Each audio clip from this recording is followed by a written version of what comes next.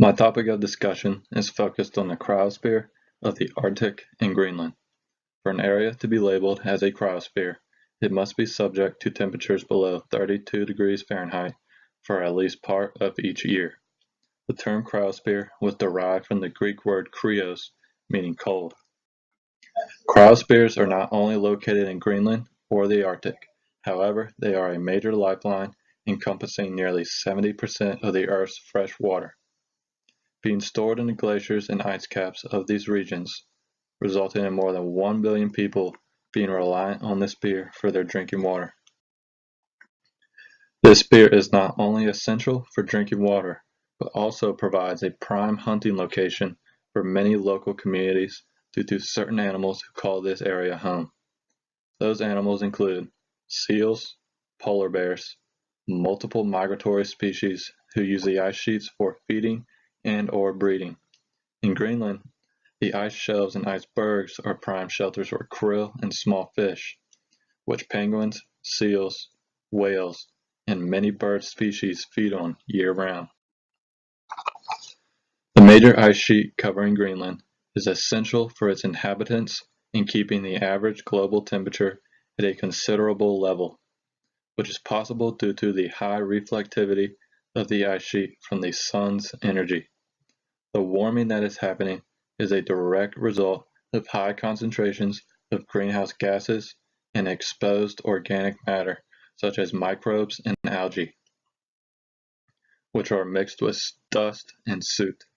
The greenhouse gases result in warmer temperatures, allowing for shorter cold periods throughout the year, allowing for the dark organic matter to resurface, creating larger dark spots where the sun's energy thrives.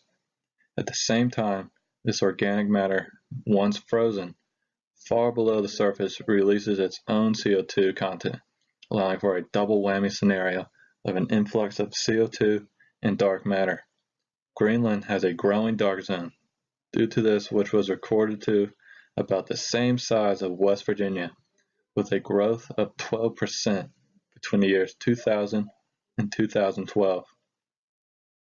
This area alone has contributed to 70% of Greenland's total sea level rise from the ice sheet alone, not from the active calving glaciers, which many suspect.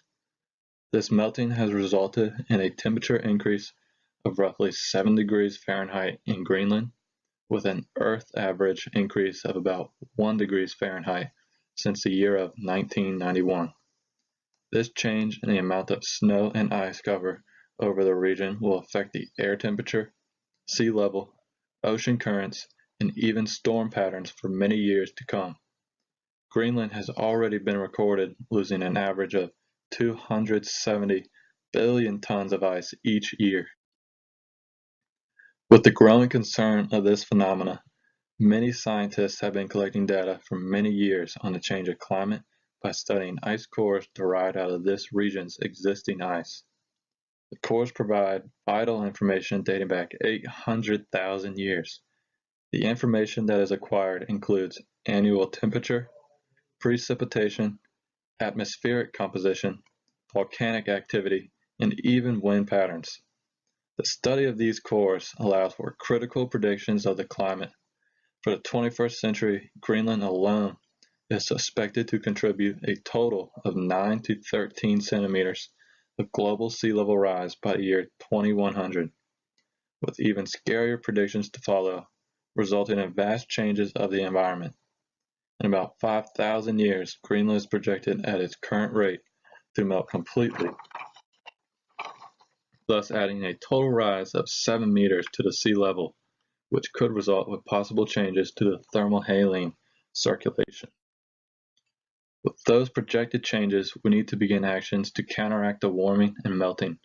The United Nations has become a key player in doing so by starting to put restrictions in the Arctic on the use of heavy fuel on ships and other vessels. This is a nice first step, however, more strict regulations and actions are needed to reach a goal.